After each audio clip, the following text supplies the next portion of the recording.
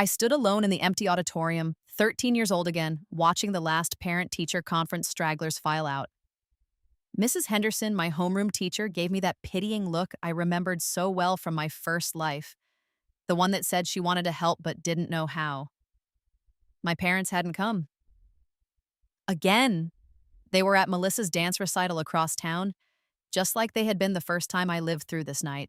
But this time, I knew exactly what was coming. This time, I had died at 34 in a car accident, bitter and alone, and woken up in my 13-year-old body on the morning of my 8th grade year. This time, I remembered every slight, every forgotten birthday, every moment of favoritism shown to my older sister Melissa and younger brother Jason. This time, I remembered graduating valedictorian of my high school, only to have my parents miss the ceremony because Jason had a soccer game. I remembered working 3 jobs to put myself through college while they paid for Melissa's apartment in Manhattan as she found herself as an aspiring actress. I remembered my mother telling me I was being dramatic when I said I felt invisible in our family. Most importantly, I remembered the reading of my grandmother's will, the grandmother who had always loved me best, who had died when I was 16. In my first life, I'd been too grief-stricken and too conditioned to think small to understand what her lawyer was trying to tell me. The trust fund she'd left me had conditions. I couldn't access it until I was 25, and my parents were listed as trustees until then. They'd stolen from it hundreds of thousands of dollars siphoned away to fund Melissa's failed acting career and Jason's private school tuition. By the time I turned 25, there was barely $50,000 left of the $500,000 Grandma Rose had left me. In my first life, I'd been too beaten down to fight. I'd accepted their tearful apologies, their promises to pay me back. They never did.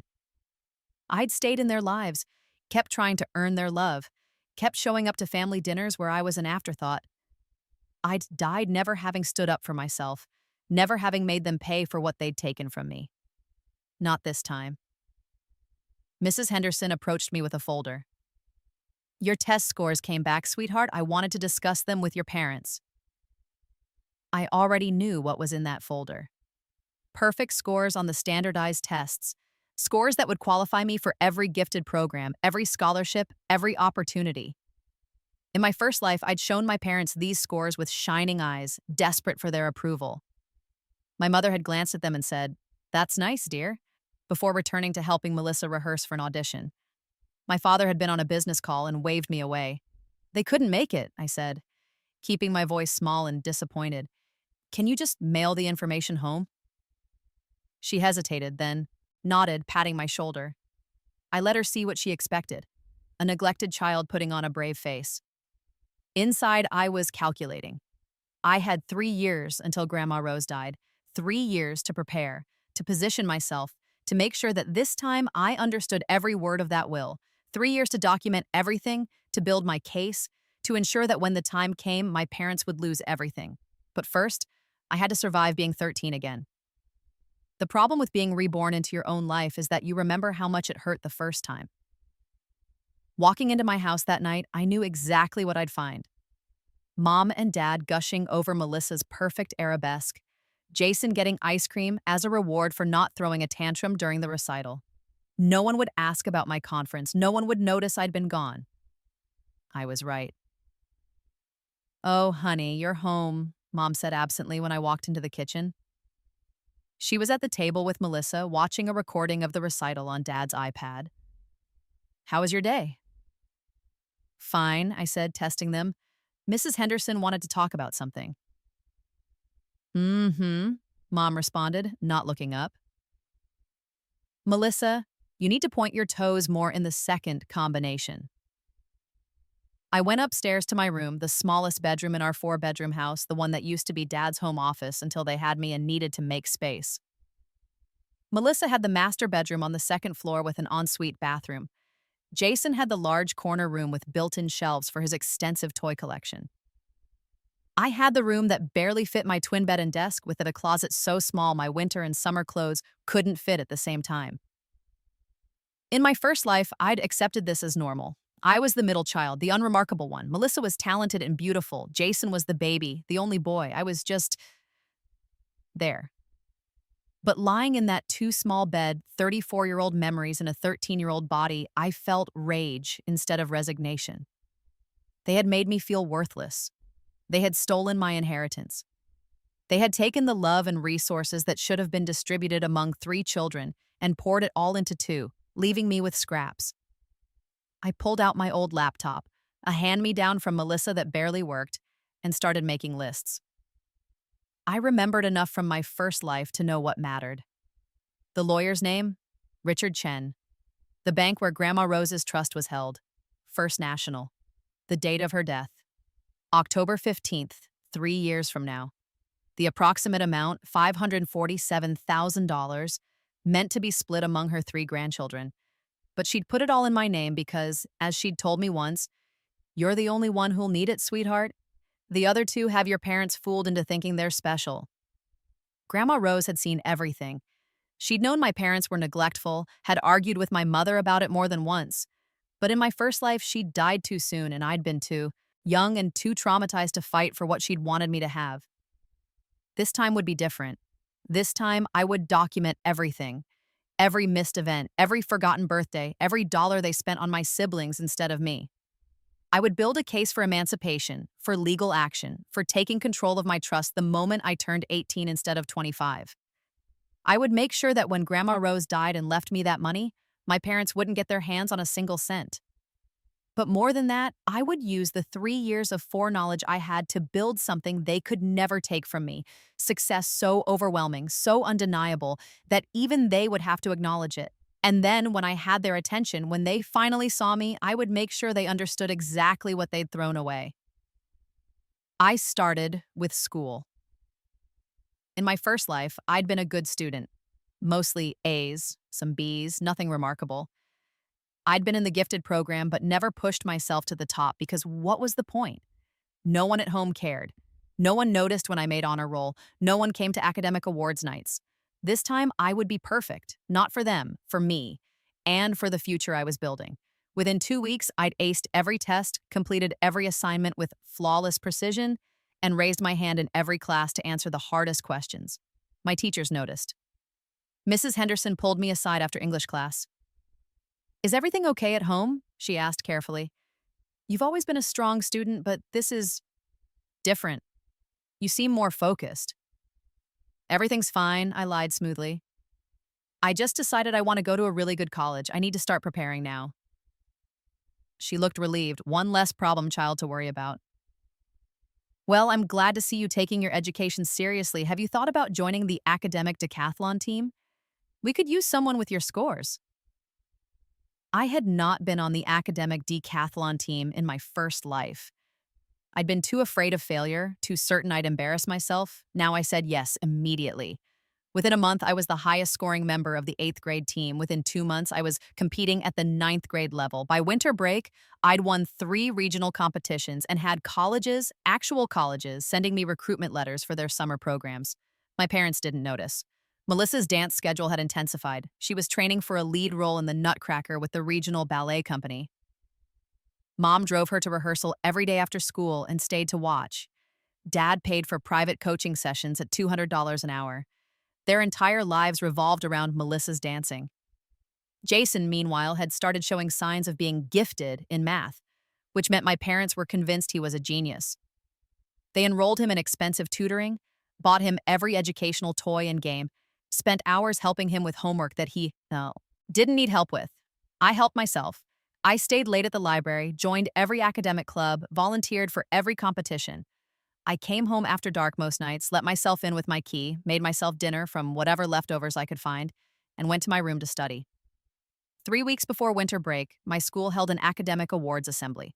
I won 9 awards, highest GPA in 8th grade, top scorer in the regional academic decathlon, first place in the district spelling bee, first place in the regional science fair, excellence in mathematics, excellence in English, excellence in social studies, the Principal's Award for Academic Achievement, and the Superintendent's Award for Outstanding Student. I was called to the stage 9 times. I stood under the hot lights, accepting certificates and medals and handshakes, listening to the principal talk about my exceptional dedication and bright future. The auditorium was full of parents, cameras flashing, proud families cheering. My parents weren't there. I'd told them about the assembly. I'd put the notice on the refrigerator, mentioned it at dinner, even sent Mom a reminder text that morning. Melissa had a dress rehearsal. That was more important. Standing on that stage, holding my ninth award, I looked out at the sea of parents and caught Mrs. Henderson's eye. She looked devastated for me, angry on my behalf. I gave her the saddest smile I could manage and saw her mouth tighten with determination. Good. I needed teachers on my side. I needed documentation that my parents were neglectful. I needed a paper trail. When I got home that night, arms full of certificates, my mother was in the kitchen making Melissa a special post-rehearsal smoothie. "How was your day?" she asked automatically. "I won some awards," I said, setting them on the counter. She glanced over, barely looking. "That's wonderful, sweetie. Can you set the table?" "Melissa needs to eat and get to bed early." I set the table. I ate dinner listening to Melissa talk about the Nutcracker for 45 minutes straight. I cleared the plates and went to my room where I carefully photographed each certificate and uploaded them to a private cloud storage account I'd created. Then I hid the physical certificates in the back of my closet, behind boxes of outgrown clothes. In my first life, I'd left them on the counter, hoping my parents would look at them later. They'd been thrown away with the junk mail. Not this time. The rest of 8th grade was a masterclass in strategic planning. I'd learned in my first life that being smart wasn't enough. You had to be visible, documented, budded, undeniable. So I made myself all three. I won the state spelling bee. I placed second in the National Academic Decathlon. I was profiled in the local newspaper as a rising academic star. I was invited to a summer program at Johns Hopkins for gifted students, full scholarship. I was recruited for the high school math team before I'd bust on. Even graduated middle school, and through it all, my parents remained oblivious. They came to every one of Melissa's performances. They went to every one of Jason's soccer games. They spent thousands on Melissa's costumes and Jason's sports equipment. They spent nothing on me except what they were legally required to provide. I documented all of it. I kept receipts that I found in the trash. I took photos of the credit card statements left lying around. I recorded conversations on my phone. I wrote detailed journal entries with dates and times. I built a case file that would make any lawyer weep with joy. But I also built something else, a relationship with Grandma Rose. In my first life, I'd loved my grandmother, but I'd been too young and too absorbed in my own misery to really know her. This time, I called her every week. I visited her every month, taking the bus across town to her apartment. I told her about school, about my wins, about everything my parents missed. "They didn't come to your state spelling bee championship?" she asked me one Saturday afternoon, her voice sharp with anger. We were having tea in her sunny living room, surrounded by her collection of porcelain birds. "You're telling me you won the state championship and they didn't come?" "Melissa had a performance the same day," I said quietly. "It was a conflict." "There's always a conflict where you're concerned," Grandma Rose snapped. She'd aged since I'd died, or rather since I'd last seen her in her final years in my first life. She was 74 now, still sharp as a tack, still elegant in her cashmere cardigans and pearl necklace. "Your mother has always played favorites, even when she was a little girl. I'd hoped she'd grow out of it."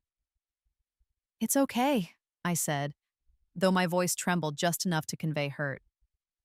"I'm used to it." "Well, you shouldn't have to be used to it," she said fiercely. "You're brilliant, darling. Don't you ever forget that. You're going to do extraordinary things, with or without their support."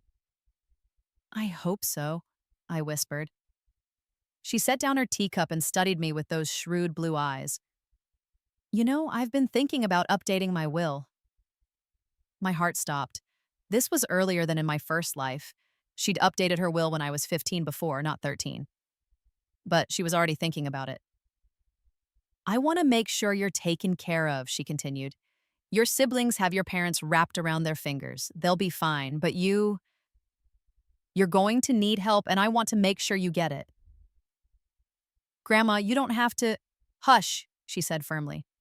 "I'm not planning on dying anytime soon, but I'm not a fool. I'm 74, and I want my affairs in order.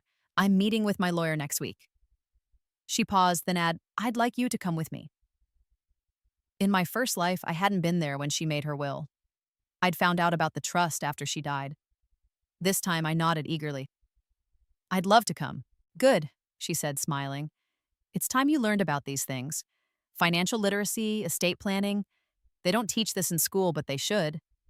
You're going to need to know how to protect yourself. She had no idea how right she was. The meeting with Richard Chen changed everything. Grandma Rose brought me to his office the following Tuesday. It was in a sleek downtown building, all glass and chrome, and Richard Chen himself was a slim man in his 50s with a kind face and careful eyes. This is my granddaughter, Grandma Rose said, introducing me. She's the smartest person in our family, and she's going to need your help someday. Richard shook my hand seriously, treating me like an adult despite my 13-year-old body. It's a pleasure to meet you. Your grandmother speaks very highly of you.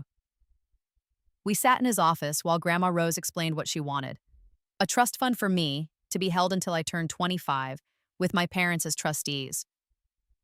My heart sank. This was the same arrangement as before. She was going to make the same mistake. But then she said something different. However, she added firmly, but son, I want strict oversight. I want the trust to require annual audits with copies sent directly to my granddaughter starting when she turns 18. I want clear documentation of every withdrawal, every expense, every decision made by the trustees.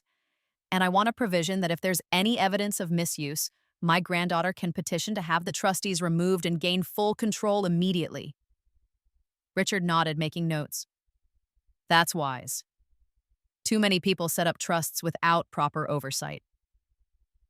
I've seen how my daughter manages money, Grandma Rose said dryly. Or rather, how she doesn't manage it. I love her, but I don't trust her not to see this trust as a family piggy bank. I want protections in place. Absolutely. I'll draft something with very strict parameters. Richard looked at me. Do you understand what we're discussing? In my first life, I would have nodded dumbly, not really understanding. Now I leaned forward. You're creating a trust fund that my parents will control until I'm 25, but with rules about how they can use it. And if they break the rules, I can take it over early. Exactly, Richard said, looking impressed. You're a bright young lady. She gets it from my side of the family, Grandma Rose said with satisfaction. We spent 2 hours in that office going over every detail. Grandma Rose was putting $500,000 into the trust, less than the $547,000 I remembered from my first life, which meant she'd continue to add to it. The trust would be invested conservatively, generating steady returns. My parents could access it only for expenses directly related to my education, health, and welfare. And every expense had to be documented and justified. The key difference from my first life was the audit provision. In my first life, there had been no audits, no oversight, no accountability. My parents had forged my signature on documents, claimed expenses that didn't exist, and drained the trust dry. This time, there would be a paper trail. This time, I would know. As we left the office, Grandma Rose took my hand. I know you're young, darling, but I need you to promise me something. If anything happens to me, you make sure Richard sends you those audit reports. You read every line. You don't let your parents tell you not to worry about it. This is your money, your future. You protect it. Can you do that? I squeezed her hand, fighting back tears. Real ones this time. Because she loved me, because she'd always seen me, because I'd lost her too soon in my first life and would lose her again in this one. I promise, Grandma, I'll protect it. Good girl, she said, and kissed my forehead. 9th grade began with a bang. I entered high school with a reputation as an academic superstar, and I used it ruthlessly. I joined every competition team, took every honors class, volunteered for every leadership position. By October, I was president of the freshman class, captain of the academic decathlon team, and had been invited to join the varsity math team as the only freshman. My parents noticed none of it, but others did. I made sure of it. I cultivated relationships with teachers, coaches, counselors, adults who could testify to my achievements and my family's neglect. I was careful, never complaining outright, just letting my circumstances speak for themselves. Showing up to 7 a.m. practices alone. Staying late for tutoring because there was no rush to get home. Bringing my own lunch because my parents forgot to go grocery shopping again. Mrs. Palmer, my guidance counselor, called me into her office in November. I wanted to talk to you about your course load for next year, she said, but her expression told me that wasn't really what this was about. You're doing exceptionally well, but I'm concerned about balance. You're in more extracurriculars than any other student in the school, and your teachers say you're often here before and after school. I like being busy, I said simply. What about your family? Don't you want to spend time with them? I met her eyes steadily. They're busy with my siblings. Melissa's dancing is very demanding, and Jason needs a lot of attention. I don't want to be in the way. Her expression tightened. You wouldn't be in the way. You're their daughter. I shrugged, letting her see the hurt I usually hid. I'm also the one they forget about. It's easier for everyone if I just take care of myself. Forget about? She repeated carefully. They've missed every academic award ceremony, every competition, every parent-teacher conference, I said quietly. They forgot my birthday this year. They didn't notice when I won state spelling bee. I'm not trying to make them sound like bad people. They're just really focused on Melissa and Jason. I understand, but my voice said I didn't understand, not really, and Mrs. Palmer heard it. Would you be comfortable if I spoke to them? She asked gently. No, I said quickly. Please don't. It'll just make things worse. They'll be upset that I said something, and I'll feel guilty for causing problems. I'm fine, really. I like school. I like being here. She looked torn between professional obligation and not wanting to make things harder for me. If things ever get worse, if you ever need help, you come to me immediately. Okay? Okay, I promised. I left her office knowing she'd document our conversation, knowing it would go in my file, knowing that I was building a mountain of evidence of my parents' neglect, piece by careful piece. 3 days later, Grandma Rose collapsed at our book club. I got the call at school. Mom, her voice shaking. Grandma's in the hospital. They think she had a stroke. We're heading there now. My blood turned to ice. This was wrong. This was a year early. In my first life, Grandma Rose had died suddenly of a heart attack in October of my sophomore year when I was 15. This was only November of my freshman year. I was only 14. I'm coming, I said immediately. You're at school, honey. Just wait. I'm coming, I repeated firmly, but text me which hospital. I walked out of school without signing out, without telling anyone. I took the city bus across town to Mercy General, my heart pounding, my mind racing. This wasn't supposed to happen yet. I wasn't ready. I needed more time. When I burst into the ICU waiting room, my family was there. Mom crying, Dad on the phone with relatives, Melissa looking scared, Jason confused and whiny. I went straight to the nurse's station. Rose Martinez, I said breathlessly. She's my grandmother. Can I see her? The nurse checked her chart. She's stable but heavily sedated. Are you family? I'm her granddaughter. Please, I need to see her. Something in my face must have convinced her because she nodded. Room 417, 5 minutes only. I walked into that room and saw Grandma Rose looking small and fragile in the hospital bed, tubes and wires everywhere, her skin pale and papery. She was asleep, her breathing steady but labored. I took her hand carefully, mindfully of the IV line. I'm here, Grandma, I whispered. I'm here and I'm not going anywhere. And I promise you, I promise, I won't let them take what you're giving me. I won't let them steal my future. I'll make you proud. Her fingers twitched in mine and her eyes fluttered open. She looked confused for a moment, then focused on my face. Sweetheart, she breathed. Don't try to talk, I said quickly. You need to rest. So smart, she whispered. My smart girl, Richard. Richard knows. He'll help you. Don't let them. I won't, I promised fiercely. I won't let them take anything. I'll fight. She smiled just a little and closed her eyes. Love you. I love you too, Grandma. Those were the last words she said to me. She slipped back into sedation, and 3 days later, without ever waking up again, she died. At 14 years old, I lost the only person in my family who had truly loved me. And even though I had known it was coming, Even though I'd lived through this before, it destroyed me all over again. But this time, I was prepared for what came after.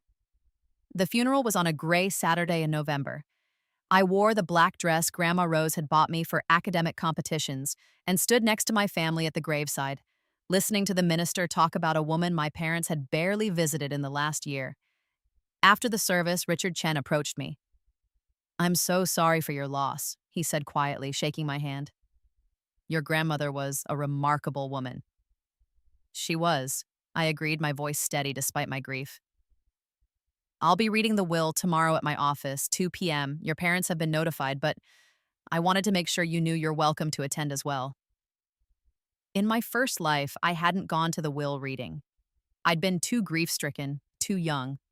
My parents had gone alone and come back with vague explanations about a trust fund I'd get someday. "I'll be there," I said. Richard nodded approvingly. "Good. I think your grandmother would want you there." That night, I overheard my parents talking in the kitchen. I stood in the hallway just out of sight and listened. "Has to be at least $1 million, Mom was saying. You know she sold that house for $800,000, and she's been living simply for years. Most of it has to be in investments." "The question is how she divided it," Dad said. "Probably equal shares for the 3 kids, which means about $330,000 each. That's enough to pay off the credit cards and the second mortgage and maybe invest the rest for their college funds. Or we could finally get Melissa to that summer intensive in New York," Mom suggested. "And Jason needs those robotics camps." "We'll see what the will says," Dad interrupted. "But yes, this could solve a lot of our problems." I stood in that hallway, listening to them plan to spend money that wasn't theirs, and felt my grief harden into something cold and sharp. They were already thinking about how to use Grandma Rosa's money for everyone except me. They assumed it would be split 3 ways, and they were already deciding how to spend my share on my siblings. They had no idea that Grandma Rose had left it all to me. The will reading was in Richard Chen's office, the same place where Grandma Rose and I had planned for this moment a year earlier. My parents were there, dressed respectfully, looking sad but also calculating. I sat next to them, quiet and red-eyed, the grieving granddaughter. Richard opened the will and began to read. Most of it was standard: personal effects to various relatives, donations to her favorite charities. Then he got to the important part. "To my 3 grandchildren, Melissa, Jason, and Sarah, I leave my love and my hope for their bright futures," he read. "However, after much consideration and observation, I have decided to leave the bulk of my estate to the grandchild who will need it most and who will use it most wisely." My mother's expression shifted slightly, uncertainty creeping in. "To my granddaughter Sarah," Richard continued, "I leave the entirety of my investment portfolio, currently valued at approximately $503,000, to be held in trust until she reaches the age of 25. The trust is to be managed by her parents, David and Carolyn Martinez, but with strict oversight and annual audits as detailed in Appendix C." The silence in the room was deafening. "I'm sorry," my mother said faintly. "All of it? She left all of it to Sarah?" "Yes," Richard confirmed. He looked at me. "Your grandmother believed you would need the support to achieve your full potential. She wanted to make sure you had resources for college, graduate school if you choose, and a foundation for your adult life." "But what about Melissa and Jason?" my father demanded. "They're her grandchildren too." Richard's expression remained professionally neutral. "Mrs. Martinez was very clear about her wishes. She felt that Sarah's circumstances required additional support." My mother's face flushed red. "This is ridiculous. Sarah's fine. She doesn't need— I want to contest this. This isn't fair to my other children." "You can certainly try to contest it," Richard said calmly. "But I should warn you that your mother was of sound mind, the will was properly executed, and she left a detailed letter explaining her reasoning. Courts are generally reluctant to overturn a clearly expressed testamentary intent." "A letter?" Mom asked sharply. What letter?" "She left a letter for Sarah to be delivered on her 18th birthday explaining her decision. But she also left documentation with me outlining her observations about family dynamics and her concerns about fairness." Richard's tone was mild, but his meaning was clear. Grandma Rose had documented my parents' favoritism, and he had proof. My father stood up. We'll think about our options. Come on, Carolyn, Sarah. I stood up slowly, meeting Richard's eyes. He gave me the tiniest nod, a reminder that he was on my side, that the protections were in place. In the car on the way home, my parents said nothing. Melissa was at dance practice, Jason at a friend's house. It was just the three of us, and the silence was suffocating. Finally, as we pulled into our driveway, my mother turned around in her seat.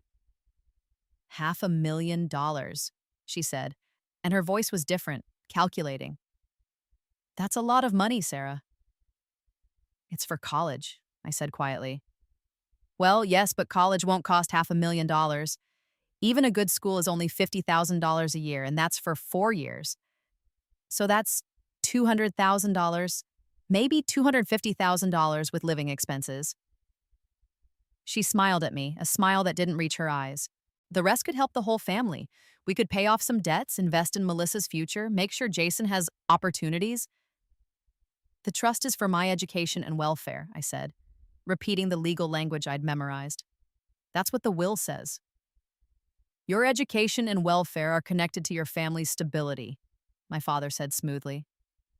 If we're stressed about money, if we have to worry about keeping the house, that affects you too. We're all in this together. I looked at them both, my parents who had neglected me for years, who had forgotten my birthday and missed my achievements and made me feel invisible. Now they were looking at me with attention, with focus, with purpose. But not because they suddenly loved me, because I had money. I understand, I said meekly. But Mr. Chen said there are audits.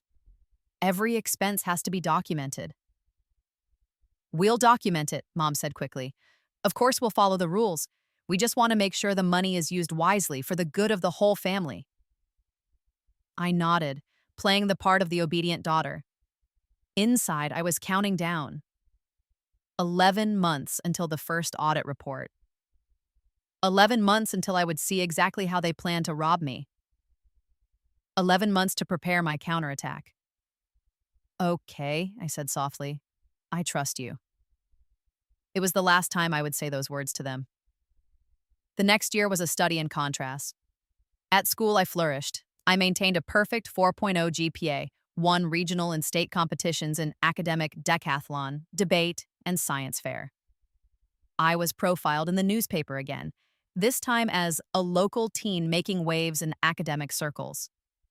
I was recruited by prestigious summer programs and elite colleges.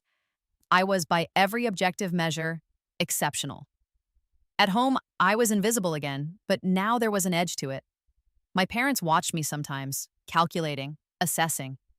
They'd ask about school in a way they never had before, but their questions weren't about my achievements.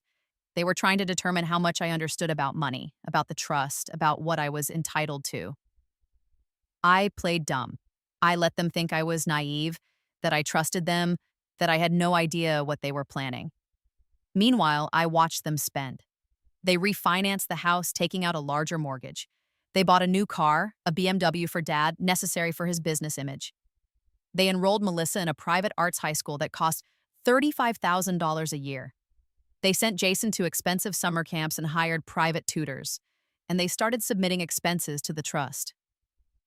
The first requests were small, $500 for academic materials for me, books they never bought, $1,000 for therapeutic counseling, sessions I never attended, $2,000 for educational technology, a laptop that went to Jason. Richard Chen approved them as he had to without evidence of fraud, but he sent me copies of every request, just as Grandma Rose had instructed. I saved every single one. By the time I turned 15 in June, they'd taken $15,000 from the trust. Small amounts, carefully disguised, but adding up. I could see the pattern forming, the same pattern from my first life, just starting earlier. On my 15th birthday, they forgot again. I came downstairs that morning hoping that maybe, just maybe, this year would be different. But Mom was on the phone with Melissa's dance company, and Dad was already at work. No card, no gift, no acknowledgement. Jason noticed, though. He was 9 now, old enough to understand calendars. Isn't it Sarah's birthday? He asked Mom when he came down for breakfast. Mom looked up, startled. Oh, honey, happy birthday. I'm sorry, I've been so busy with Melissa's recital tomorrow. It's fine. I said automatically. We'll do something this weekend, she promised vaguely. Maybe go out to dinner. We never did, but that night I got a package in the mail. It was from Richard Chen, and inside was a birthday card signed by Grandma Rose. She'd arranged it before she died, prepaid postage and instructions to mail it on my 15th birthday. Inside, she'd written, "My darling Sarah, happy 15th birthday. I know you miss me, and I miss you too, wherever I am now. But I'm so proud of you. I always have been. You're going to do extraordinary things. Don't let anyone tell you otherwise. Don't let anyone take what's yours. Be strong, be smart, and be happy. All my love, Grandma Rose." I sat on my bed and cried, clutching that card, missing her so much it physically hurt. She'd known. She'd known I'd need this. Known my parents would forget. Known I'd be alone on my birthday. And she'd made sure I knew someone loved me, even from beyond the grave. The summer before my sophomore year, I attended a prestigious STEM program at Stanford University. It was 6 weeks, fully funded by a scholarship I'd won, and it was the first time I'd been away from my family for an extended period. It was heaven. I lived in a dorm with other gifted students from around the country. We took advanced classes, worked on research projects, attended lectures by professors and industry leaders. I made friends, real friends, people who valued intelligence and curiosity, people who thought it was cool that I loved learning. And I met Dr. Elena Vasquez. Dr. Vasquez was a professor of computer science and my mentor for the summer program. She was 40-something, brilliant, kind, and had a gift for seeing potential in her students. She took an interest in me immediately. "You have a rare combination," she told me after I'd been there for 2 weeks. "Technical aptitude and strategic thinking. You don't just understand the code, you understand the implications, the applications, the bigger picture." "Thank you," I said, glowing under her praise. "Have you thought about what you want to do with it?" she asked. "College? Career path?" "College, definitely," I said. "Probably computer science or engineering. Then, maybe start my own company someday." She nodded thoughtfully. "You should consider MIT or Stanford. With your profile, you'd be competitive for admission and financial aid. But start building now. Projects, portfolio, connections. The tech world values what you can do more than where you come from." Over the rest of the summer, Dr. Vasquez became a mentor in the truest sense. She helped me develop a 5-year plan for college applications and career development. She introduced me to grad students and industry professionals. She taught me about networking, negotiation, and the realities of being a woman in tech. Most importantly, she believed in me. "You're going to be remarkable," she told me on the last day of the program. "But you have to believe it yourself. You have to take up space, demand respect, refuse to be overlooked. Can you do that?" I thought about my parents, about years of being invisible, about the trust fund they were slowly stealing. I thought about the future I was building, the revenge I was planning, the justice I would claim. "Yes," I said firmly, I can do that." She smiled. "It's, good. Stay in touch. I want to hear about your success." I went home from Stanford changed. I'd been reborn once when I woke up in my 13-year-old body. I'd been reborn again that summer into someone who knew her worth, who refused to be diminished, who was ready to fight. Just in time, because when I got home, I found out my parents had taken another $30,000 from the trust. Richard Chen called me directly, which he'd never done before. "Sarah, we need to talk about some concerning expense requests from your parents." I was in my room, door locked, heart pounding. "What kind of requests?" "They're claiming $20,000 for residential educational expenses and $10,000 for therapeutic interventions for academic stress. The documentation is minimal. Did you attend a residential program this summer that cost $20,000? "No," I said. "I was at Stanford on a full scholarship. It didn't cost anything." Silence on the other end of the line. Then, "I see. And therapeutic interventions?" "I've never been to therapy." More silence. "Sarah, I'm obligated as the executor to investigate potential misuse of trust funds. But I need you to understand that if I challenge these expenses, it's going to create conflict with your parents. Are you prepared for that? Was I prepared? I'd been preparing for 2 years. I'd been documenting, planning, building my case. I was 15 years old, but I had the mind and memories of someone who'd been betrayed before and refused to let it happen again.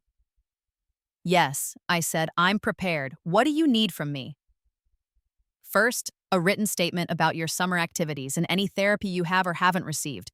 Then I'd like copies of any documentation you have. Scholarship letters, program acceptance letters, anything that proves you didn't incur these expenses. I have all of that, I assured him. I'll send it to you tomorrow. Good, he paused. Sarah, your grandmother trusted me to protect your interests. I take that responsibility seriously. If your parents are misusing these funds, we will address it. But it may get difficult. I understand, I said. Mr. Chen, thank you for caring. Of course, he said gently. I'll be in touch. I spent that night organizing my evidence. Scholarship letters, program acceptance letters, payment confirmations showing zero balance due. I wrote a detailed statement about my summer and my complete lack of therapy. I included copies of my academic calendar showing I'd been at Stanford the entire time my parents claimed I was at some fictional, expensive residential program. Then, because I was thorough, I added the last 2 years of documentation I'd been collecting. Photos of credit card statements showing luxury purchases for my siblings, receipts from Melissa's private school and Jason's camps, evidence that my parents had the means to support my siblings but were claiming poverty to justify raiding my trust. I sent it all to Richard Chen with the cover letter explaining that I'd been keeping records because I wanted to understand the trust, because Grandma Rose had told me to pay attention. I made myself sound diligent and innocent, not calculating and vengeful. Richard called me back within 2 days. Sarah, this is very serious, he said. Based on your documentation and my own investigation, I believe your parents have submitted fraudulent expense claims totaling approximately $45,000. I'm going to deny the 2 pending requests and demand documentation for the previous requests. If they can't provide satisfactory proof, I'll require them to reimburse the trust. What will happen? I asked, letting my voice shake slightly. There will be a meeting, he said carefully. Your parents will be angry. They may try to pressure you. Are you safe at home? It was the first time an adult had directly asked me that question, and it hit me harder than I expected. They're not physically abusive, I said quietly. But they don't really care about me, Mr. Chen. They care about my siblings, about what they want, about keeping up appearances. I'm just the disappointing middle child who's supposed to be grateful for whatever scraps she gets. That's emotional neglect, he said bluntly, and it's unacceptable.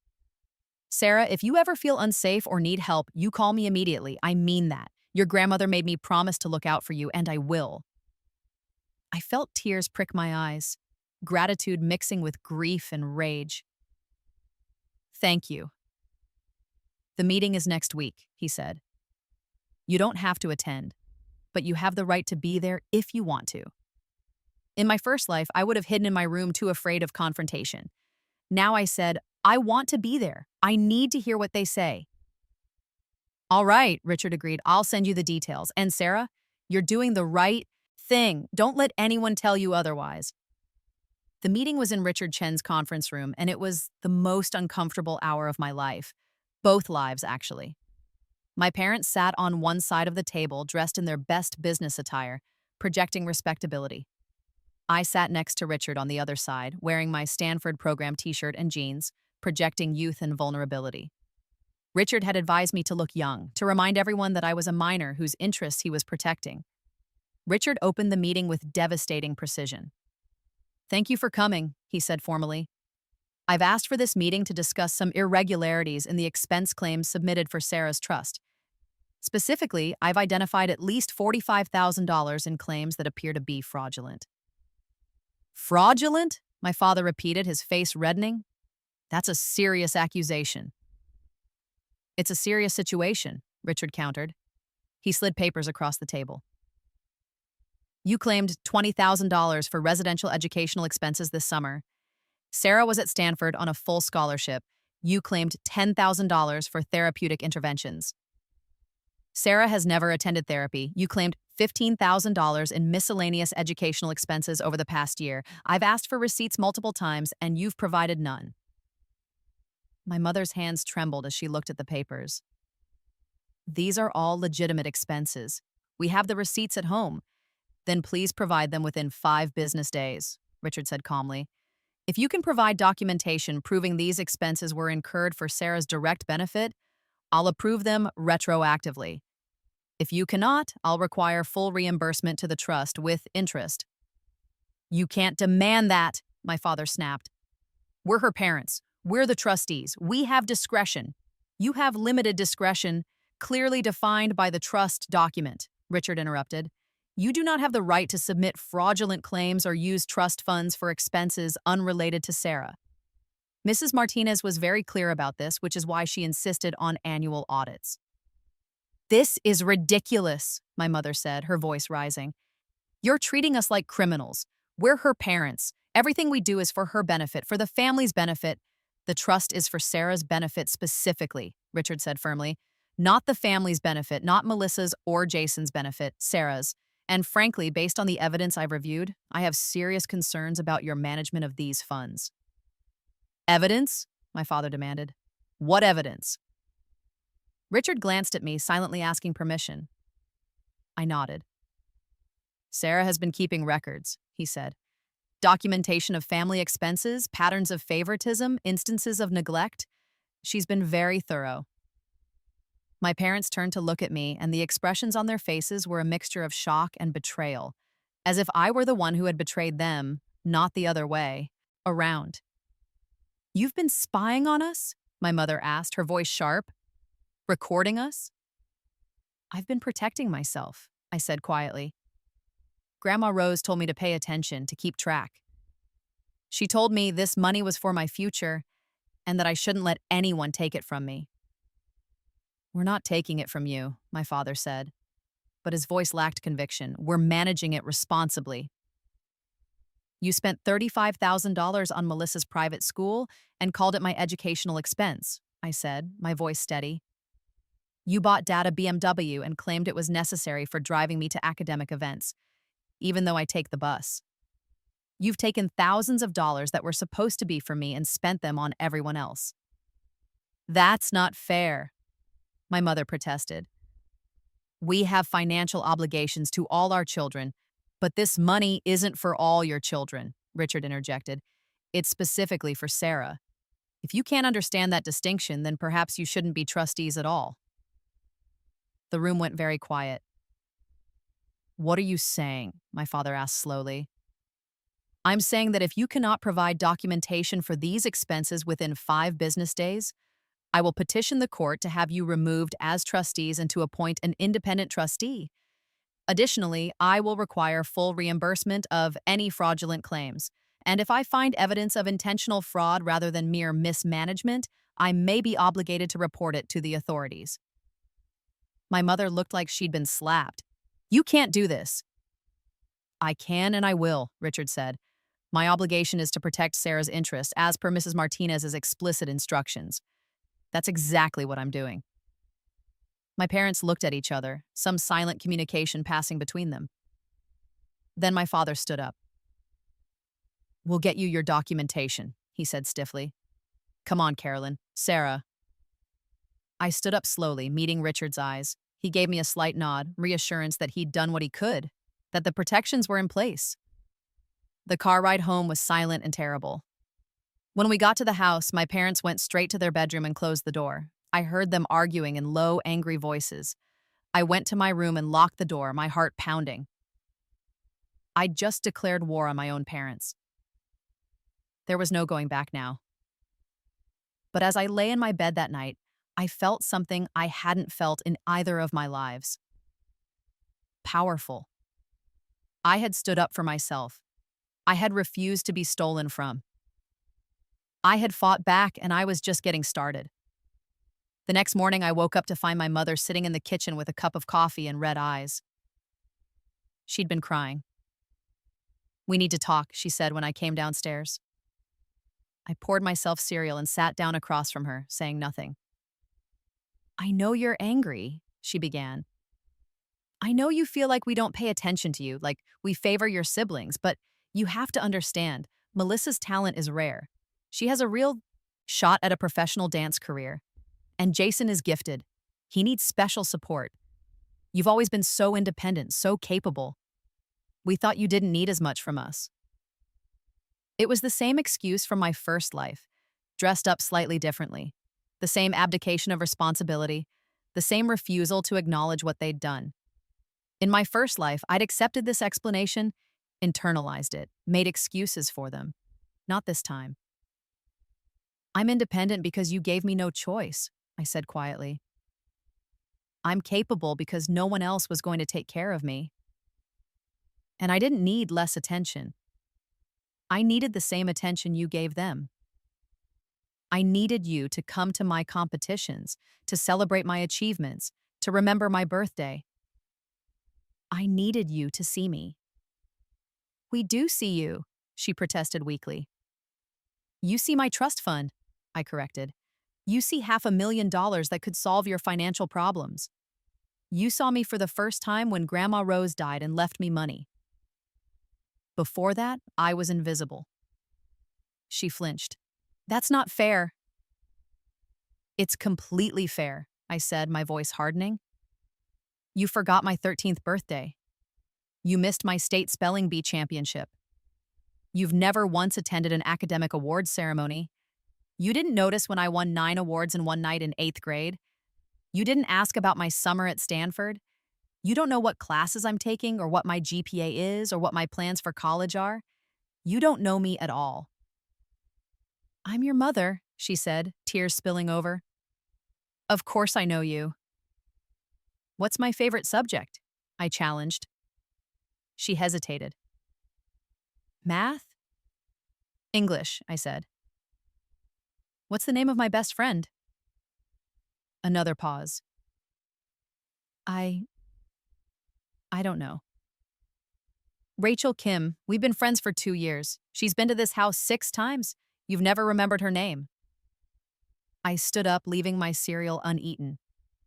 I'm not trying to be cruel, Mom. I'm trying to make you understand. You don't know me because you never tried to know me. And now you're trying to steal money that Grandma Rose left specifically for me.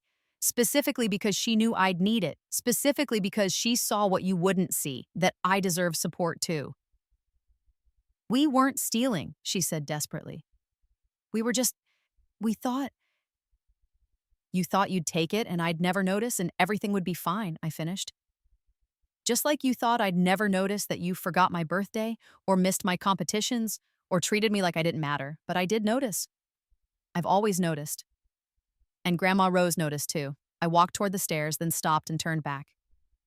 Mr. Chen needs documentation by Friday, I said. If you can't provide it, and we both know you can't because those expenses don't exist, then you'll have to pay the trust back. And if you can't do that, you'll be removed as trustees. It's your choice. I went upstairs before she could respond, closed my door, and leaned against it, shaking. Confronting them was harder than I'd expected, even knowing I was right, even having done this before in my mind 1,000 times. But it was necessary. It was the beginning of the end, the beginning of my freedom. My parents couldn't provide the documentation, of course. By Friday, Richard Chen had received nothing but excuses and delays. By Monday, he'd filed a motion with the probate court to compel reimbursement and consider removing my parents as trustees. At home, the atmosphere was toxic. My parents stopped speaking to me directly. They communicated through Melissa or Jason, treating me like I'd betrayed the family. Melissa was furious with me for causing problems. Jason was confused and upset, sensing the tension but not understanding why. I stayed in my room as much as possible, studied relentlessly, and waited. The court hearing was scheduled for December, right before winter break of my sophomore year. Richard prepared me carefully, explaining what to expect, how to answer questions, what the judge might ask. They're going to try to paint you as ungrateful, he warned, as a child who doesn't understand financial realities, who's being manipulated by a lawyer. Are you ready for that? I'm ready, I said. I have evidence. You have a lot of evidence, he agreed, looking at the files I'd compiled. Sarah, I have to ask, how long have you been preparing for this? I met his eyes. Since the day after Grandma Rose died. She told me to protect what she was giving me. That's what I'm doing. He studied me for a long moment, and I wondered if he could see it. The adult mind and the teenage body, the woman who'd lived this once before and refused to be victimized again. Your grandmother chose well, he finally said. She knew you'd need to fight. She knew you'd be strong enough to do it. I hope so, I whispered. The court hearing was surreal. I sat in a wood-paneled room with my parents on one side, Richard on my other side, and a judge in black robes listening to arguments about my life, my family, my future. My father's lawyer, they'd hired one, which meant this was serious, argued that my parents had made good faith efforts to manage the trust, that any irregularities were honest mistakes, that removing them as trustees would damage the family relationship. Richard methodically dismantled every argument. He presented my documentation, the fraudulent expense claims, the lack of receipts, the pattern of spending trust money on my siblings. He presented my academic records showing I'd been at Stanford on scholarship. He presented statements from my teachers and counselor about my parents' pattern of neglect and absence from my school life. Then the judge asked to speak to me directly. Miss Martinez, she said, her voice kind but firm, this is unusual, having a 15-year-old so involved in trust management.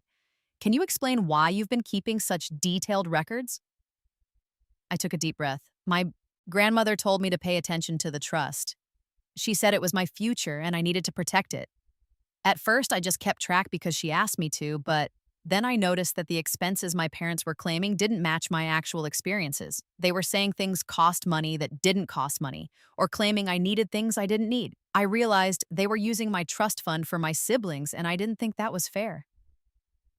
Do you love your parents? She asked gently. The question hit me like a punch.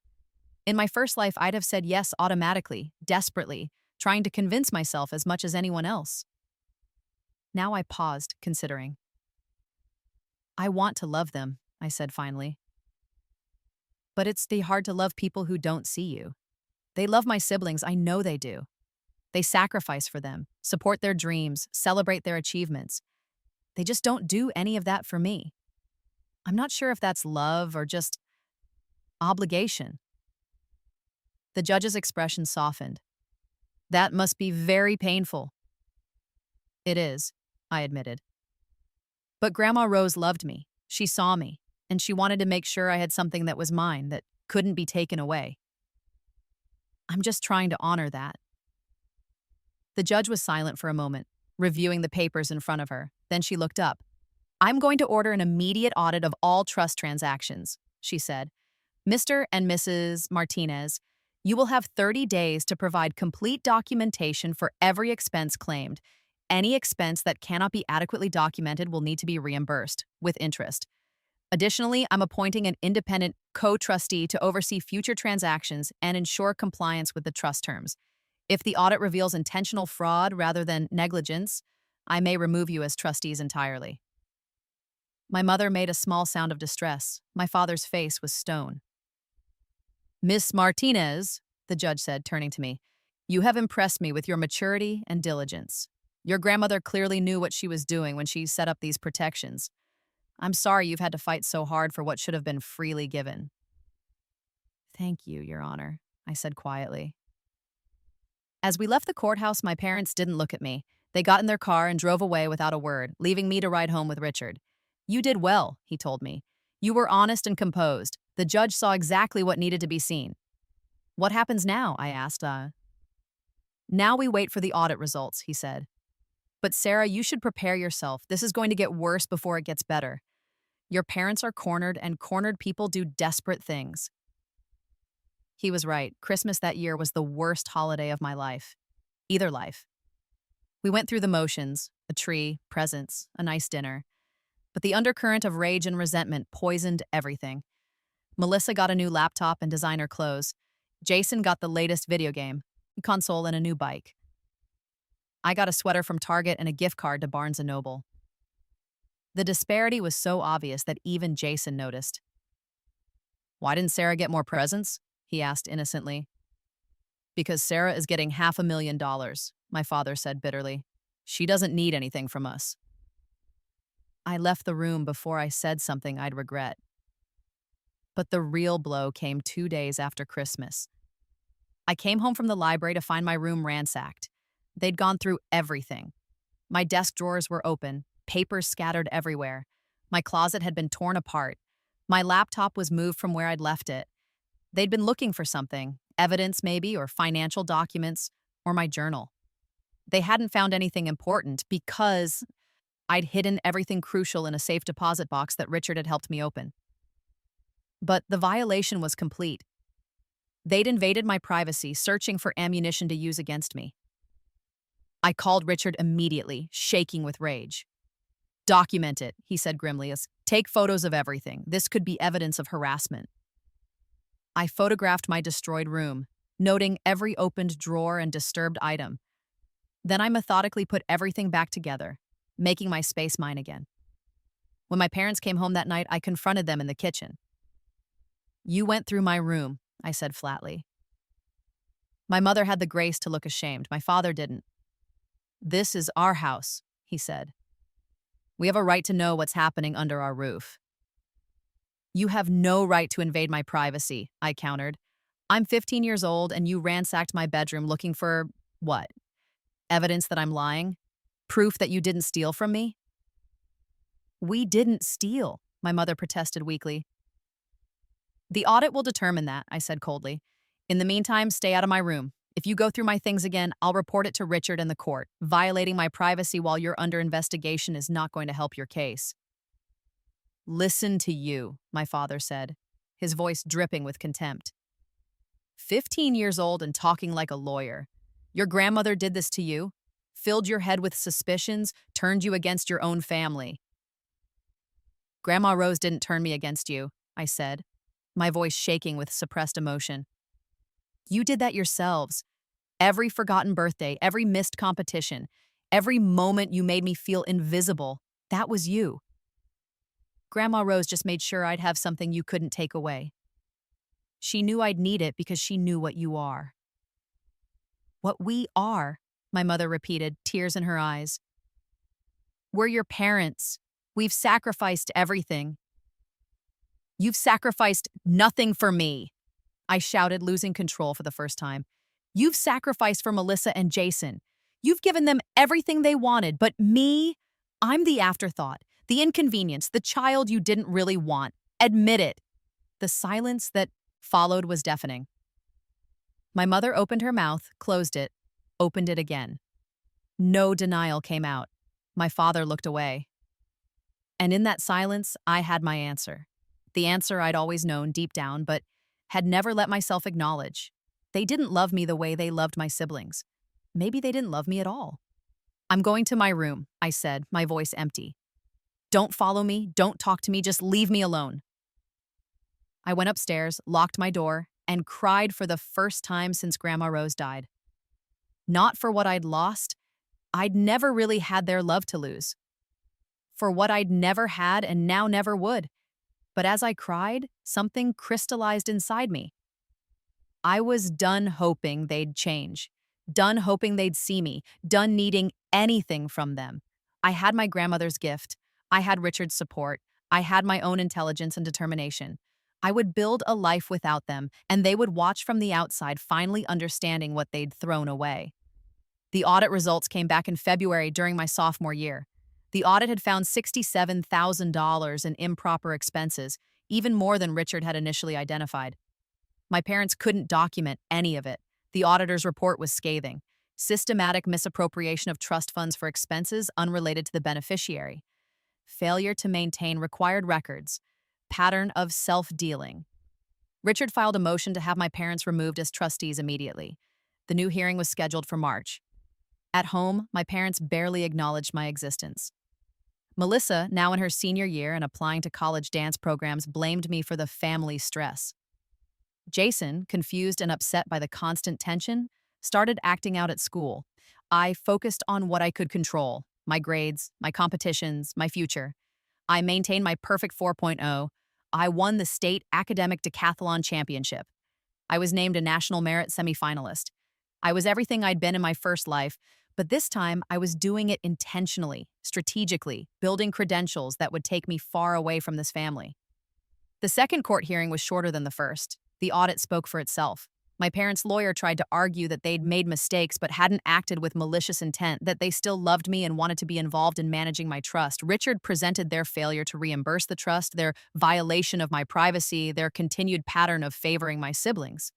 He presented my academic achievements and evidence that I'd succeeded despite their neglect, not because of their support. The judge didn't hesitate.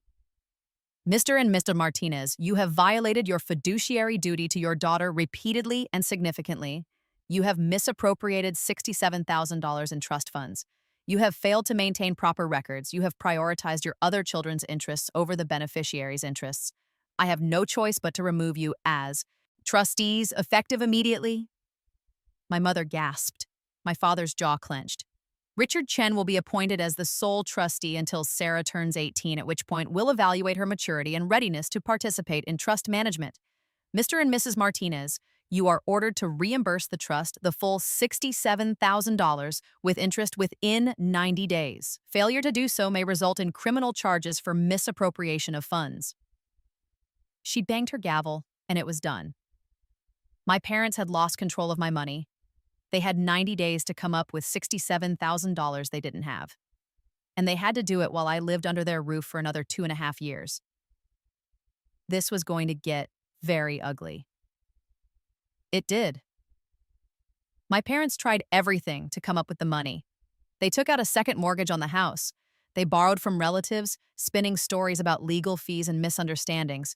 They even tried to get Melissa to defer her expensive dance college acceptances.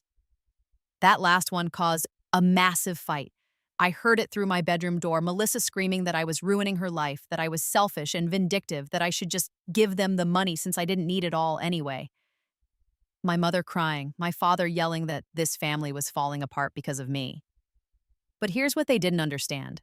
I'd heard all of this before in my first life. I'd lived through their manipulation, their guilt trips, their attempts to make me the villain of their story. This time, I was inoculated against it. I graduated sophomore year with perfect grades and a growing resume of achievements. I spent the summer at MIT's Research Science Institute, another prestigious program on full scholarship. I came home at the end of August to find my parents had scraped together the $67,000 by selling my father's beloved BMW and my mother's jewelry collection. They blamed me for these sacrifices, of course. They saw themselves as the victims. I saw myself as someone who'd finally gotten justice. Junior year was when everything shifted. I turned 16 in June before school started.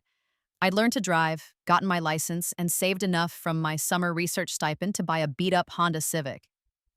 It wasn't much, but it was mine, bought with my own money, and it meant I never had to ask my parents for rides again.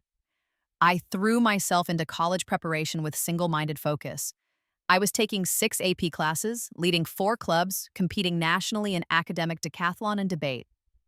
I was working with Dr. Vasquez from Stanford remotely on a research project. I was building relationships with teachers who would write glowing recommendation letters. And I was starting to think seriously about emancipation. I researched the requirements obsessively. In our state, I could petition for emancipation at 16 if I could prove I was financially self-sufficient and capable of managing my own affairs. With the trust fund under Richard's management, I had the financial resources. With my academic record and summer programs, I could prove responsibility and capability. The question was, did I want to? Emancipation would mean legally separating from my parents before I turned 18. It would mean living alone, managing everything myself, having no family safety net. But it would also mean freedom, total, complete freedom from their neglect, their manipulation, their attempts to control my trust fund or my life. I discussed it with Richard Chen over coffee one Saturday in October.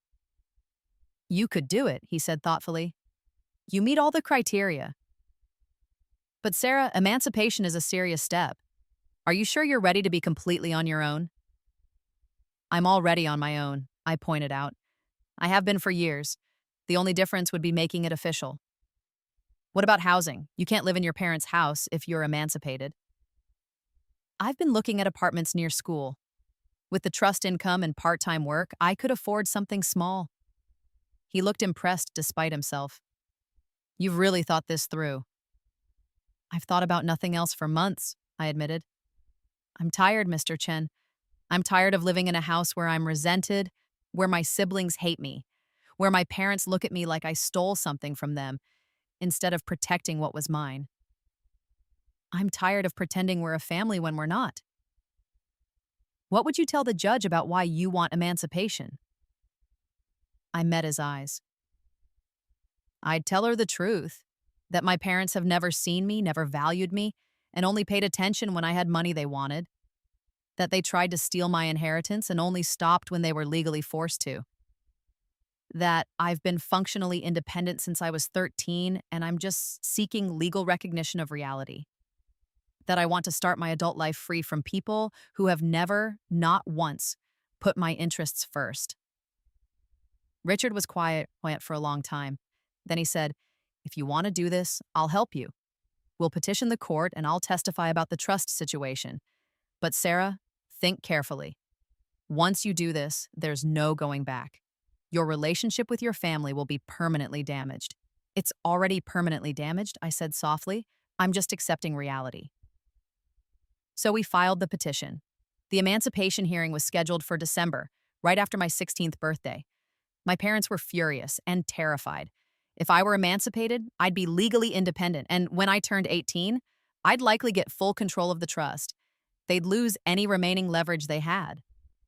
They showed up to the hearing with a new lawyer and a new strategy, presenting themselves as loving parents dealing with a difficult, ungrateful daughter.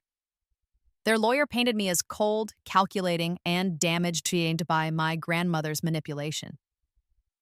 He suggested I had mental health issues that were clouding my judgment. He argued that emancipation would be harmful to me, that I needed family support and guidance. It was a compelling narrative, and I could see the judge listening carefully. Then Richard presented our case.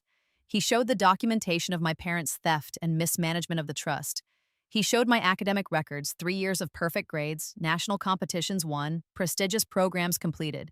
He showed statements from my teachers and counselors testifying to my maturity, responsibility, and unfortunate family situation. Then he called me to testify. "Miss Martinez, the judge said, "you're asking for something very unusual. Most 16-year-olds are not ready to be legally independent. Why do you believe you are?" I'd prepared for this question. I'd lived a whole lifetime once before, died and been reborn. I'd spent 3 years planning, strategizing, building my case. I was ready. "Your Honor, I've been functionally independent since I was 13, I began. My parents don't provide me with emotional support, academic support, or even basic attention. They don't attend my school events, don't help with homework, don't know my friends or my dreams or my struggles. They provide housing and food, which I'm grateful for, but that's the bare minimum, not parenting." "Those are serious accusations," she said carefully. "Your parents say they love you." "They might love the idea of me," I said. "But they don't love who I actually am because they don't know who I am. They know Melissa, her dancing, her ambitions, her challenges. They know Jason, his interests, his friends, his needs. They don't know me because they've never tried it to." "Why do you think that is?" I paused, considering honesty versus strategy. I chose honesty. "I think because I made it easy for them," I said. "I was independent and capable, so they focused on my siblings who needed more. And then it became a pattern. They invested in Melissa and Jason, and I learned not to ask for anything. By the time Grandma Rose died and left me the trust fund, we barely had a relationship. They only noticed me when I had something they wanted." "The trust fund situation," the judge said, glancing at her notes. "You believe your parents tried to steal from you?" "I believe they systematically misused trust funds meant for my benefit to support my siblings instead," I said carefully. "The audit confirmed $67,000 in improper expenses. They weren't mistakes. They were deliberate choices to prioritize my siblings over me, even with money that was specifically mine." That must have hurt very much. The sympathy in her voice almost broke me. "It did. It does. But I've learned to rely on myself. I've built a life that doesn't depend on their approval or support. Emancipation would just formalize what's already true. I take care of myself, I make my own decisions. I don't need parents who've never really parented me. The judge turned to my parents. Do you want to respond to these statements? My mother was crying. My father looked defeated. We love her, my mother said through tears. We've always loved her. We made mistakes, yes, but we're her parents. She needs us. I don't think I need you, I said gently but firmly. I think I need to be free to become whoever I'm meant to be without carrying the weight of your expectations or your resentment or your mistakes. I think I need to start over, alone, and build something better. The judge was silent for a long time, reviewing documents, considering options. Finally, she spoke. Miss Martinez, your situation is extraordinary. Your academic achievements are remarkable. Your financial resources are substantial. Your maturity is evident. However, you're still only 16, and I'm reluctant to grant emancipation when there's no evidence of abuse or immediate danger. My heart sank. However, she continued, I'm also troubled by the evidence of neglect and financial mismanagement by your parents.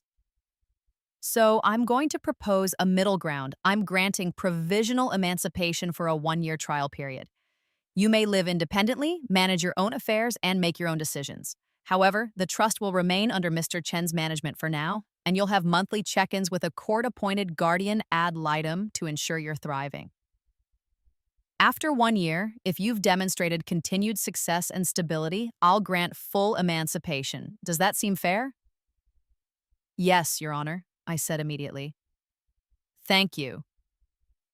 Mr. and Mrs. Martinez, the judge said, turning to my parents, I strongly encourage you to use this year to repair your relationship with your daughter. Family therapy, meaningful efforts to connect with her, genuine apologies for past mistakes.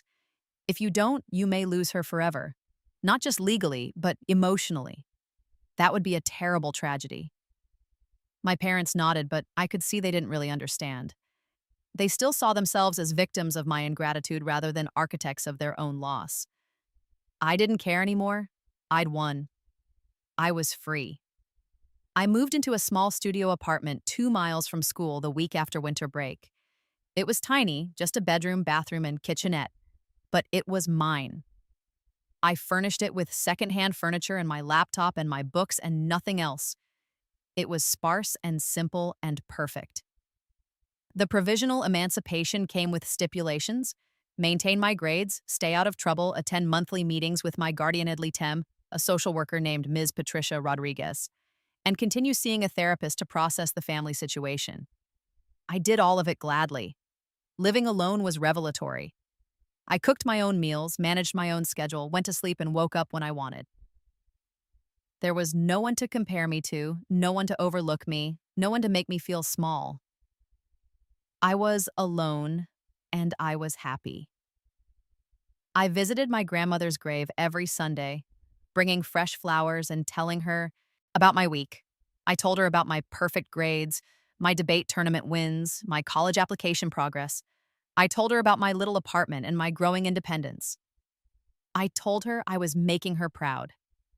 And I truly believe wherever she was, she was. Senior year arrived like a triumph. I was 17, legally semi-independent, and academically unstoppable. My college applications were works of art. Perfect GPA, 1590 SAT, national competition wins, published research, glowing recommendations from teachers and mentors who'd watched me overcome adversity.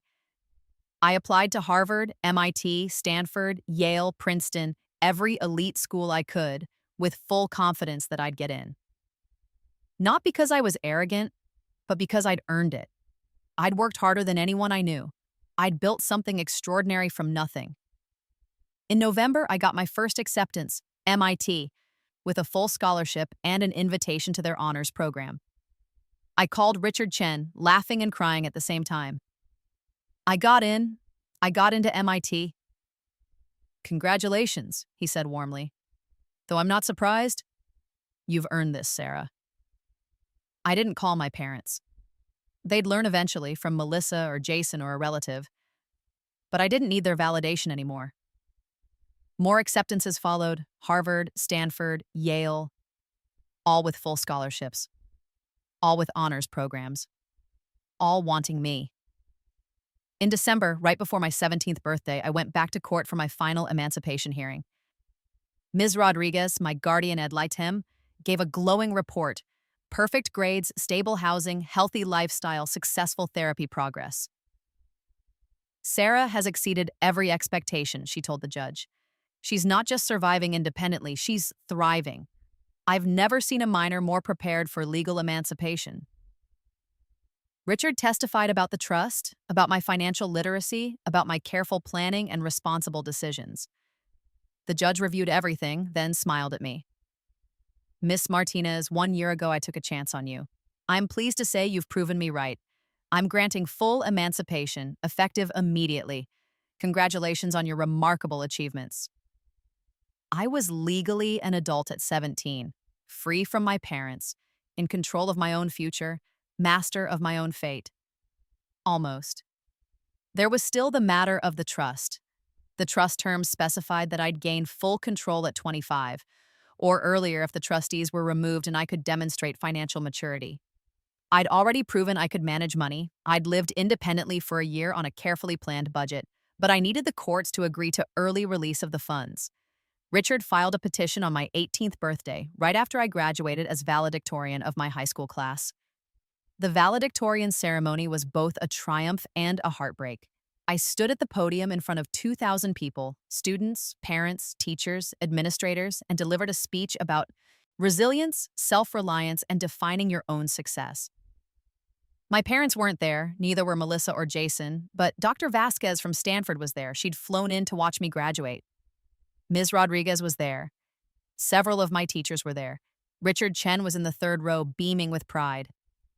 We are not defined by where we come from, I said in my speech, but by where we choose to go. We are not limited by the love we didn't receive, but empowered by the love we give ourselves. We are not victims of our circumstances. We are architects of our futures. And today, we build. The audience rose in a standing ovation. I looked out at all those faces. People who had seen me, supported me, believed in me, and felt something I hadn't felt in either of my lives. I felt whole. After the ceremony, Richard approached me with papers. Happy 18th birthday. Sign these and we'll petition for early trust release. I signed. We filed. And 6 weeks later, at a final court hearing, the judge reviewed my academic achievements, my emancipation success, my MIT acceptance, and my financial planning. Miss Martinez, she said, you have demonstrated extraordinary maturity and capability. I see no reason to keep your trust under restricted management for another 7 years. I'm ordering the full release of trust funds to your control, effective immediately. Congratulations on your success, and good luck at MIT. I walked out of that courthouse at 18 years old with full control of $510,000. The trust had grown with investments over the years. I had enough money to pay for MIT, start a business, invest for my future, anything I wanted. And I had done it entirely without my parents' help. In fact, I'd done it despite their active attempts to stop me. I thought about calling them, maybe trying one last time to bridge the gap to see if they could be happy for me. Then I remembered every missed birthday, every forgotten competition, every moment they'd made me feel invisible. I remembered them trying to steal my inheritance. I remembered Melissa calling me selfish for wanting to keep what was mine. I remembered my father saying I'd torn the family apart. I didn't call them. Instead, I went to Grandma Rosa's grave, sat on the grass next to her headstone, and told her everything. I did it, Grandma, I whispered. I protected what you gave me. I built something beautiful. I'm going to MIT in the fall, I'm going to change the world, and I'm going to make you so proud. The wind rustled through the trees, and I chose to believe it was her telling me she was already proud. That she'd always been proud. That she'd always known I was extraordinary. 5 years later, I graduated from MIT with a double major in computer science and business. I had a master's degree by 23, funded by fellowship money I'd won. I had 3 job offers from major tech companies, each offering 6-figure salaries. I took none of them. Instead, I used $200,000 from my trust fund to start my own company, a platform that connected students from disadvantaged backgrounds with mentors, scholarships, and resources. It was my way of being for other kids what Grandma Rose had been for me, a lifeline, a believer, a supporter. The company took off. Within 2 years, we'd helped 10,000 students. Within 5 years, we'd gone national and I'd raised $50 million in venture funding. Within 7 years, we'd gone international and I was on Forbes' 30 under 30 list. I was 25, worth $20 million personally, and CEO of a company valued at $200 million. And I'd done it all without my family. I'd seen my parents exactly 3 times since graduating high school. Once when Jason graduated and I felt obligated to show up, once at a cousin's wedding where we nodded politely from across the room, and once when my father called to ask if I could lend them money for Melissa's failed acting career debts. I'd declined. Melissa had never made it as an actress. She'd struggled in New York for a few years before moving home, bitter and broke, still blaming me for taking money that could have helped her. Jason had turned out okay, studying engineering at a state school, calling me occasionally to apologize for how our parents had treated me. He was the only one who'd ever acknowledged the truth. My parents had retired struggling, still in debt, still making excuses. They'd sent me occasional emails asking for money, asking to rebuild our relationship, asking why I was so cold, but I never responded. I owed them nothing. The story could end there. Successful, wealthy, vindicated, everything I'd wanted when I was reborn into my 13-year-old body with memories of betrayal and dreams of revenge. But life had one more twist. When I was 29, I got a call from a hospital in Arizona. My father had had a heart attack. He was stable but wanted to see me. I almost didn't go. I'd built a life without them, and I was happy. Why revisit old pain? But something, guilt, curiosity, maybe a last shred of hope, made me book a flight. I walked into that hospital room and saw my father, 63 now, looking old and tired and small in his hospital bed. My mother sat beside him, gray-haired and worn. They both looked up when I entered, and I saw shock in their faces. I'd changed. I was confident, polished, clearly successful. I was not the overlooked teenager they'd dismissed. "Sarah," my father said hoarsely, you came." "I came," I agreed, standing at the foot of his bed, not coming closer. "I wanted to tell you. I wanted to say—" He struggled for words. "I'm sorry, we're sorry. We didn't understand what we were doing to you. We didn't see how much we hurt you." "You're right," I said calmly. You didn't see me at all." "We see you now," my mother said, tears streaming down her face. "We see what you've become, how successful you are. We're proud of you." "No," I said, my voice sharp. "You're impressed by my success. That's not the same as being proud. You weren't proud when I won spelling bees or got perfect grades or earned scholarships. You weren't proud when I was doing extraordinary things that you couldn't even see because you were too busy watching Melissa dance and Jason play soccer. You're impressed now because I'm rich and famous, because I'm someone whose success reflects well on you. But that's not pride. That's opportunism." My father flinched. "That's not fair." "It's completely fair," I said. "Do you know what the saddest part is? I would have given anything for you to love me the way you loved them. I would have given up the trust fund, the success, all of it, just to feel like I mattered to you. But you couldn't do it. And now you're dying." I saw my father's face pale at the word, but I continued, "And you want absolution. You want me to say it's okay, that I forgive you, that we can have some deathbed reconciliation that makes you feel better about how you failed me." "Sarah," my mother pleaded, "I don't forgive you," I said clearly. I don't hate you either. Hate requires energy I don't want to spend on you. I'm just done. I was done at 15 when you tried to steal my inheritance. I was done at 16 when I moved out. I was done at 18 when I graduated and you weren't there. I've been done for 14 years, and nothing you say now is going to change that." "So that's it?" my father asked, his voice breaking. "You're just going to walk away?"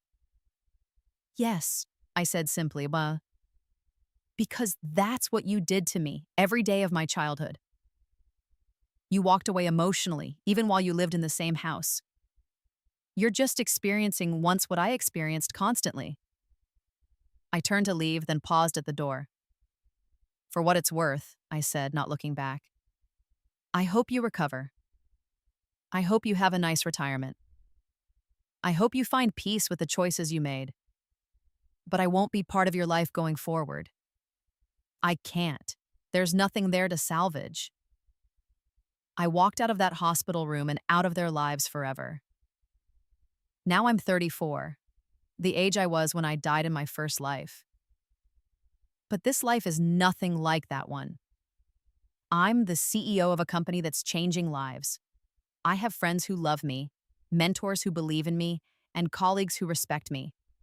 I have a beautiful house filled with art and books and light.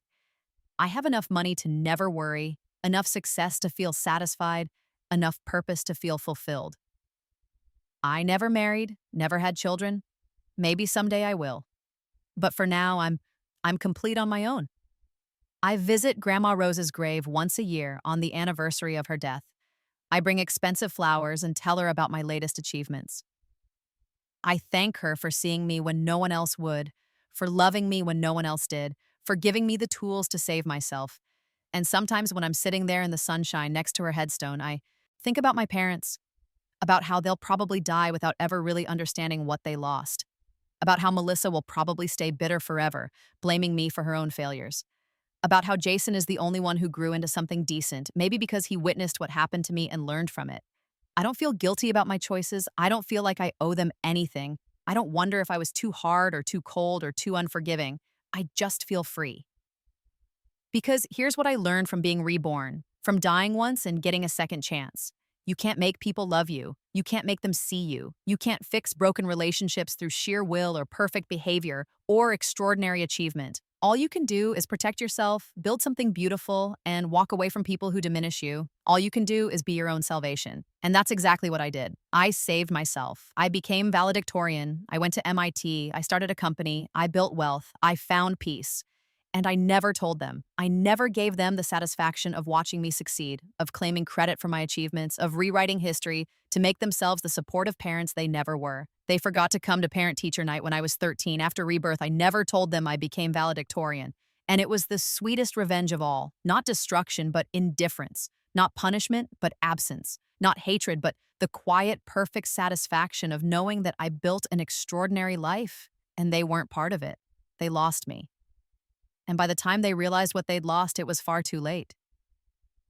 That's the thing about being overlooked and underestimated. When you finally rise, when you finally become everything you were meant to be, the people who doubted you don't get to celebrate your victory. They just get to regret. And that, I've learned, is justice enough.